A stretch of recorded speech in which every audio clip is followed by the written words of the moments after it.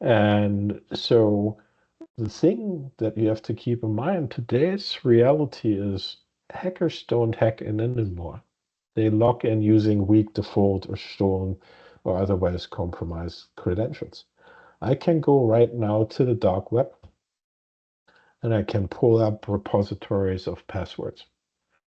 And I can pay a couple $100. I get thousands of passwords. And now I can basically try out these passwords if they work in specific accounts, and the likelihood that they work is very high. Probably high. Yeah. Yeah. Yeah. And so this is the reality, and it's really a recent example is the Snowflake data breach.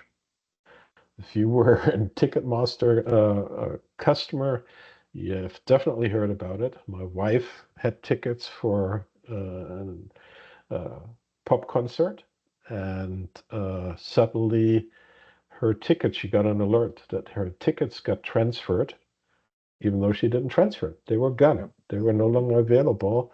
And this was a consequence of this data breach because the attacker had access to the data.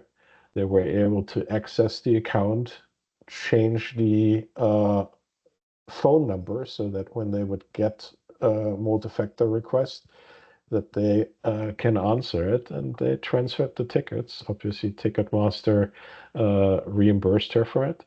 But this is a good example. Snowflake is holding huge amounts of data for different companies. Ticketmaster, one example. The other one, which is a far bigger impact for all of us, was a background checking company out of Canada. It's being used in North America predominantly. It's the number one background checking company. So if you apply for a job, if you are in interaction with law enforcement, if you apply for a passport, this is the service that's being used. So that database was holding social security number, everything.